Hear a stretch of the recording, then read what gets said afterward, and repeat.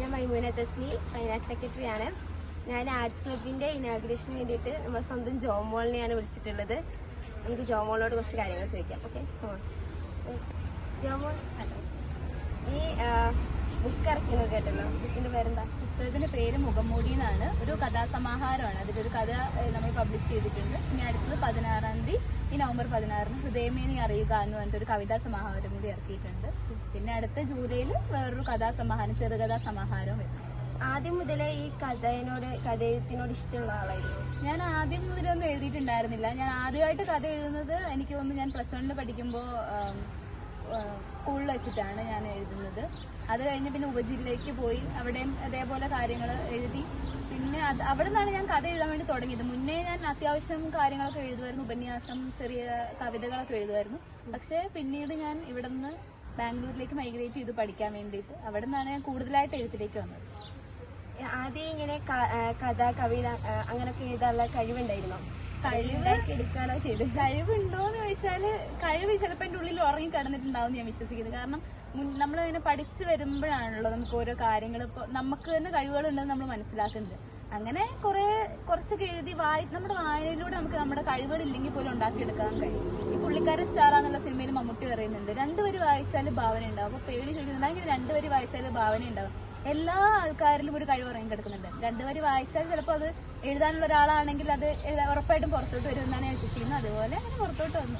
ഈ ബുക്ക് ഇറക്കുന്ന സമയത്തൊക്കെ സപ്പോർട്ടായിട്ട് കുറെ ആൾക്കാരുണ്ടായിരുന്നോ, അല്ലെങ്കിൽ എഗനിസ്റ്റ് ചെയ്യണോ, എങ്ങനെയായിരുന്നു? ഞാൻ സത്യം പറഞ്ഞ എന്റെ വീട്ടിൽ ഞാൻ എഴുതുന്നതിനെ കുറിച്ച് യാതൊരു ഐഡിയ അവർക്കില്ല. ഞാൻ എഴുതുന്നുണ്ടെന്നോ ഒരു ബുക്ക് പബ്ലിഷ് ചെയ്യുന്നുണ്ടോ ഒന്നും അറിഞ്ഞിട്ടില്ല.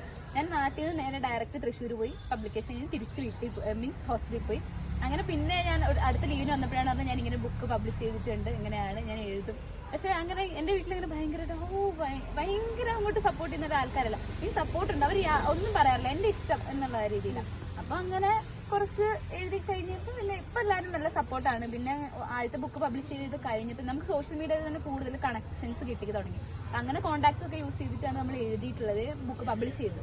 അപ്പൊ ആദ്യത്തെ ബുക്ക് കഴിഞ്ഞപ്പോൾ കൂടുതൽ കോൺടാക്ട്സ് കിട്ടി. ഇപ്പൊ അവിടെ നിന്ന് എല്ലാ ഫ്രണ്ട്സ് ആയാലും നല്ല സപ്പോർട്ട് ഉണ്ട്, വീട്ടിൽ നിന്നായാലും എല്ലാവരും നല്ല സപ്പോർട്ടാണ്. ഈ നേഴ്സിംഗിന് പഠിക്കുന്ന സമയത്തായിരുന്നില്ലേ ബുക്ക് എഴുതാൻ തുടങ്ങിയത്? അപ്പം എന്താ നേഴ്സിംഗിന്റെ ആ ഒരു പഠിത്തവും ഇതൊക്കെ എങ്ങനെ മാനേജ് ചെയ്തു? അതിൻ്റെ അടുത്ത് നമ്മളൊക്കെ ഇപ്പോഴത്തെ കാലത്ത് ഒരുപാട് ഫോൺ അഡിക്റ്റഡ് ആയ കുട്ടികളാണ്. അപ്പോൾ അതെന്ന് പറയുന്നത് ഭയങ്കര ശരിക്കും പറഞ്ഞാല് അത് നഴ്സിംഗ് ഫീൽഡിലോട്ട് വരുമ്പോഴാണ് നമുക്കത് മനസ്സിലാവുള്ളൂ. കാരണം എന്താ വെച്ചാൽ ഫോണിന് എന്ന് പറഞ്ഞ സംഭവമില്ല, ഭയങ്കര റെസ്ട്രിക്ഷൻസ്. ഇത്ര മണിക്ക് കോളേജും ഹോസ്റ്റലും ഒരു മുറ്റത്ത് ആയിട്ട് ഞാൻ പഠിച്ചത്. പുറത്തേക്ക് യാതൊരു ഇതില്ല. മാസത്തിൽ ഒന്നെങ്ങാനും പുറത്ത് പോവുക, ആഴ്ചയിൽ 2 ദിവസം ഫോൺ, അങ്ങനെ ഇരുന്ന സമയത്താണ് എഴുതി തുടങ്ങിയത്. അടിച്ചുപൊളിയൊന്നുമില്ല, ഒരു അടിച്ചുപൊളിയും ഇല്ല. എല്ലാവരും വിചാരിക്കും ബാംഗ്ലൂരാണ് വലിയ ലൈഫാണ്, പക്ഷെ ഒന്നുമല്ല.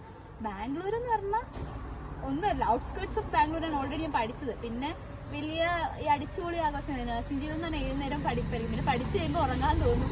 അപ്പൊ അതിന്റെ ഇടയിലൊക്കെ നമുക്കൊന്ന് എപ്പോഴും പ്രൊഡക്റ്റീവായിട്ട് ഇരിക്കുക എന്നുള്ളതാണ്. അപ്പൊ അങ്ങനെ പ്രൊഡക്റ്റീവായിട്ട് ഇരിക്കുന്നതിനെ കുറിച്ച് ചിന്തിച്ചപ്പോഴാണ് അന്ന് എഴുതി തുടങ്ങാം. അപ്പൊ അങ്ങനെ കുറച്ച് പേപ്പറിലൊക്കെ എഴുതി തുടങ്ങിയപ്പോൾ ഫ്രണ്ട്സ് ഒക്കെ പറഞ്ഞു, എനിക്കൊരു അക്കൗണ്ട് തുടങ്ങിക്കൂടും. അങ്ങനെ ഒരു അക്കൗണ്ട് തുടങ്ങി, സ്റ്റോറീസ് ഓഫ് മീര എന്ന് പറഞ്ഞിട്ട്.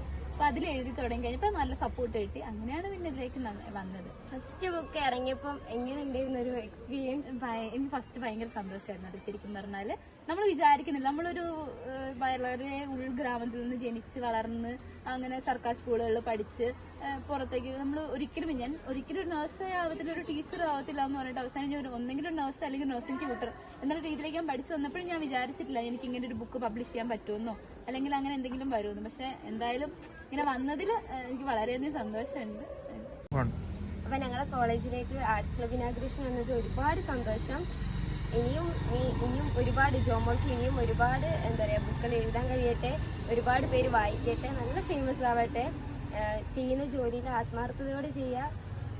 Thank you. ഞാനും വളരെയധികം ഞാൻ നിങ്ങളോട് നന്ദി പറയുന്നു. കാരണം ഇവിടെ വിളിച്ചതിലും ഒരു അവസരം തന്നതിലും എനിക്കും വളരെയധികം സന്തോഷമുണ്ട്.